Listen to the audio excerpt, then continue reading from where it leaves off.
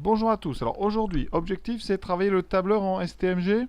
Donc pour ça, on va prendre la partie B du bac STMG de 2018, donc sujet de septembre.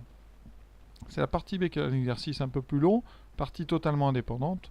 Donc ici, on vous montre un tableur. Alors j'ai déjà rempli les 3 premières lignes. Alors, voilà, exactement celle dont on vous parle. Et le but du jeu, c'est d'arriver à remplir tout seul la ligne du chiffre d'affaires, sachant que, on vous disait dans le sujet un peu plus tôt, que le chiffre d'affaires, c'était le prix du billet, qui est en deuxième ligne ici, et multiplié par le nombre d'entrées. Donc il faut rentrer dans la cellule B4, ça sera la première question, il y a la formule pour pouvoir calculer le prix du billet fois le nombre d'entrées. Alors les choses importantes que vous devez savoir. Donc, à savoir, il n'y a pas énormément de choses. Première, c'est que quand on manipule un tableur, chaque cellule correspond à une colonne et à une ligne. Donc ici, la case que j'ai ici indiquée en noir, c'est la case, c'est la cellule de colonne B de ligne 4, donc c'est ce qu'on appelle la cellule B4. D'accord? Dans chaque cellule, vous pouvez mettre soit des nombres, soit des formules. Si vous voulez mettre une formule, il faut commencer par mettre un égal. D'accord? Si vous ne mettez pas de égal, il considérera que c'est du texte. Donc ça veut dire que là, dans ma cellule 4, je vais mettre égal. Alors qu'est-ce qu'on peut mettre comme chose? Eh bien, on peut mettre des opérations, mais on peut aussi utiliser des autres cellules. Donc là, je vais avoir besoin du nombre 50 qui est au-dessus, qui est situé dans la cellule B2. Donc là, je vais prendre cellule B2, et je vais multiplier cette cellule. Alors la multiplication sur un tableur, c'est l'étoile. B2 multiplié par le nombre qui est le nombre d'entrées, et qui est ici en cellule B3. Donc on doit faire B2 fois B3. D'accord? On va tester tout de suite. Alors, vous avez deux choix. Dans la zone de saisie ici, vous mettez soit vous tapez au clavier B2 fois B3, soit vous allez cliquer sur la case, sur la cellule ici. Vous voyez, et en cliquant dessus, tout de suite, c'est écrit B2. Ensuite, vous mettez multiplié par, et vous pouvez, au lieu de taper B3, cliquer sur le 16 000 et vous voyez qu'il y a marqué B3. Ensuite, on valide, entrée, et le nombre est écrit. Vous voyez, c'est celui qui est indiqué dans le texte. Ensuite, chaque cellule, c'est indiqué dans le texte, c'est au format nombre. Alors, qu'est-ce que c'est le format nombre? Eh bien, vous voyez, je vais griser toutes les cases, et là, je vais aller cliquer droit, et vous avez formaté les cellules. À l'intérieur, vous aurez la possibilité ici de former nombre. Alors, les différentes façons, eh bien, nous, on va mettre celui-là, le quatrième, parce que vous avez un séparateur au niveau des milliers. Et on va mettre OK. Vous voyez, tous les nombres. Alors, quand il y a des petites dièses comme ça, c'est que les cases ne sont pas assez grandes. Donc, j'ai grandi un petit peu. Voilà, j'ai bien mon 800 000. Et j'ai fait déjà le travail de mettre la formule dans la première case.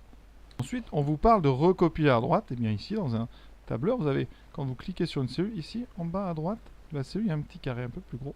Vous cliquez gauche dessus et vous allez vers la droite. Et ça, ce qu'on appelle recopie la formule. Alors, recopier une formule, c'est pas exactement une formule. Alors, attends, je mets un peu plus de place. Voilà. Vous voyez tous les nombres. Et on va regarder un petit peu ce qu'il y a à l'intérieur de chaque cellule. Parce que vous voyez, les nombres ont changé. Et ce que vous pouvez remarquer, c'est que ce sont les nombres qui correspondent au texte. Alors, ici, regardons ce qui se passe en C4. Oui, dans la cellule C4, c'est marqué C2, C3. Donc en recopiant vers la droite, B2, B3 s'est transformé en C2, C3. Ça a décalé toutes les colonnes de la formule. Donc après, normalement, on aura D2, D3, E2, E3, etc. C'est ça, tout l'intérêt d'un tableur, c'est de pouvoir, comme ça, adapter une formule directement. Et ici, quand on vous parle, pour ceux qui ne font pas beaucoup de tableurs, la plage C4, 2.I4, c'est donc toutes les cellules qui vont de C4 jusqu'à I4. Deuxième question. Alors, il faut bien comprendre le tableau. Ici, la première ligne, c'est la ligne du taux. D'accord? Et on a vu que si on voulait baisser une quantité de T%, il fallait multiplier par 1 moins T sur 100.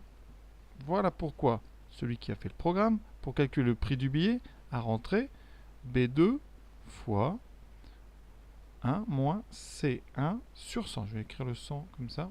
D'accord? Vous devez voir le pareil. Ici, ça correspond. Donc, quand on fait ça, on va baisser B2 de C1%. D'accord? Pourquoi ça ne marche pas quand on va recopier? Regardons tout de suite. Ici, vous voyez, j'ai donc tapé B2 fois 1 moins C1. Si je recopie cette formule, est-ce que je conserve ce qu'il faut? Pas du tout. Pourquoi? On va regarder ce qui s'est passé à côté. Ici, en recopiant cette formule à côté, ça a décalé les colonnes. Donc, B2 est devenu C2 et C1 est devenu D1. Donc problème. Quel est le problème ici? Alors le taux, effectivement, il faut l'ajuster. Dans la colonne D, le taux est de 20. Donc c'est normal d'avoir D1 sur 100. Ce qui ne va pas, c'est C2. Pourquoi? Parce qu'on doit calculer le prix du billet en fonction du prix qui était 50 euros. Donc on doit appliquer une réduction à 50 euros. Donc ici, B2 eh bien, doit toujours être égal à 50. En décalant, ici, vous avez marqué C2 qui est devenu 45. Donc le problème, c'est qu'en décalant, en recopiant la cellule, eh bien, ici, B2 ne doit pas changer. Et pour ça, eh bien, on a inventé le dollar. Quand on met un dollar devant, ici, une lettre, ça va empêcher cette lettre de changer quand on va recopier vers la droite. C'est un bloqueur de colonne, si on le met devant la lettre. Donc ici, on essaie tout de suite, vous voyez, je mets un dollar devant B2, je valide, et là, je recopie vers droite. Regardez ce qui va se passer. Eh bien, on est revenu sur 40. Effectivement, dans la cellule d'à côté, on a toujours B2. Vous voyez que ça a permis comme ça de bloquer, ouais, toujours B2. C1, D1, E1, ça bouge. Par contre, la lettre B a été bloquée dans notre recopie. Donc voilà tout l'intérêt. Le dollar sert donc à bloquer ici. Ça bloque. Alors si on le met devant la lettre, ça bloque les colonnes. Si on le met devant le nombre, ici, ça bloquera les lignes. Voilà, donc ici, pour expliquer, vous vous dites, il faut absolument bloquer B2 et donc bloquer la lettre B quand on recopie, donc utiliser le dollar. Parce que là, dans l'exercice, on calcule le prix du billet en fonction du prix de 2017, c'est-à-dire du prix qui était 50 euros. Dernière question, compte tenu des résultats donnés par le tableur, ça vous pouvez le faire sans avoir fait les autres questions, conjecturez le pourcentage de diminution du prix qui maximise le chiffre d'affaires. Maximiser, ça veut dire le plus haut. Donc on regarde tout de suite dans le tableau où sont les prix les plus hauts. Alors les prix les plus hauts, bien ici c'est 896 000, 896 000. C'est ça. Alors, ce n'est pas les prix les plus hauts, c'est les chiffres d'affaires qui sont les meilleurs. Donc vous cherchez le prix du billet qui maximise, donc ça veut dire les prix des billets qui correspondent à ça. Et donc vous allez être sur des prix du billet entre 40 et 35 euros. Donc les pourcentages qui nous intéressent, c'est les pourcentages entre 20 et 30. Et sur votre copie, vous indiquez 20% ou 30% semble convenir pour maximiser le chiffre d'affaires. Et voilà, cette partie sur le tableur est terminée. Il reste ensuite une partie C qu'on va faire dans une autre vidéo sur les fonctions.